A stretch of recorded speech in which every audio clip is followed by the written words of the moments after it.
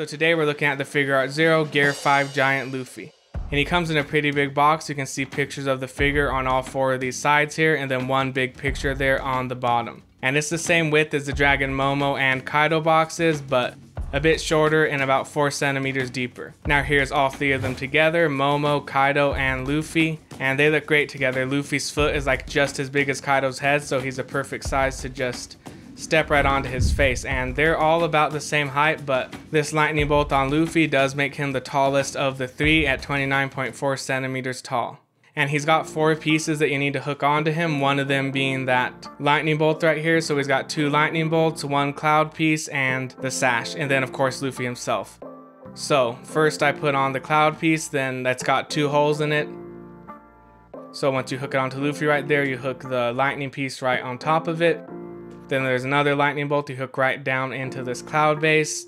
And then his sash just hooks right here into his waist. There's 1 hole on his sash for you to hook, you know, the longer piece on. And it's also supposed to hook over here on this cloud, like there's a little hole in the sash. You're supposed to peg right there, but no matter how I stretch it, get it on there, then the second I let go, it just pops right out.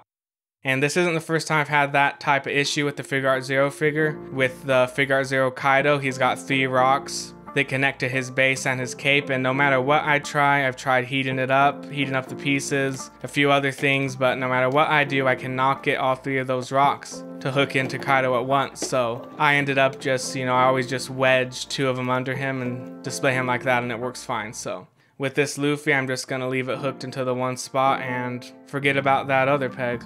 But let's move on with the review now. So let's look at the base. I like the coloring on the base. It's kind of grayish, and then you can see that translucent purple showing through in certain spots, especially on the back and bottom. You can really see a lot of that translucent purple there. And then as for his pants, the little fluffy part at the end of his pants looks really cheap, like a $5 figure or something, but that's nothing new for Figuarts Zero. The hair on the Figuarts Zero Big Mom looks pretty cheap also. It looks cheaper than the hair on the $30 Ichiban Kuji Big Mom figure. This Luffy is also just full of little QC issues. Like, he's got this ugly purple blotch right here on his white pants, and then little scratches there, a little bit more under it, and on the sash right there, you can see like 2 little white scratches. He's also got a red little scratch on his left leg and a few little things on his right leg. And then on his hand, he's got a little black spot, and in his hair, he's got some little brown at the tip right here. So just the more I look, the more things I'll find. Now let's look at the rest of the details. So his torso looks pretty good. We can see all of his abs there and his scar. These gold buttons on his white shirt look pretty nice, though they aren't fully colored in. And then the face, yeah, I just love the face, that smile, the eyes, and then up in his hair we can see all these little swirls.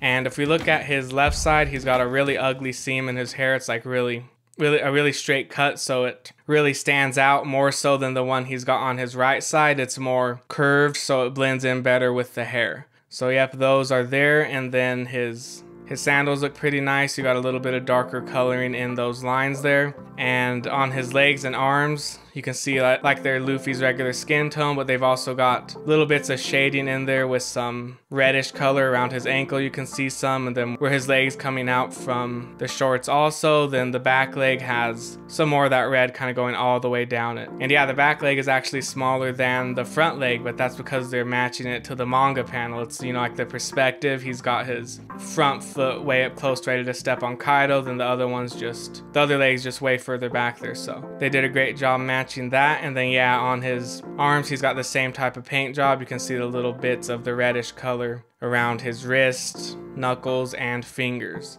But my favorite part of the whole figure has to be the hat.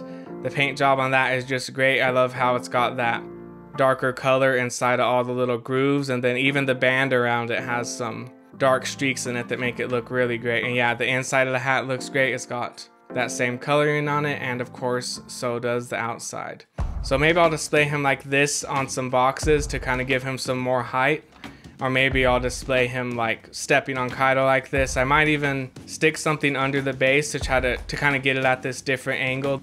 I don't know how good that would be long term for it. Like, maybe it would be fine, but we'll see. Someday when I rearrange my collection, I'll see where and how I display this thing.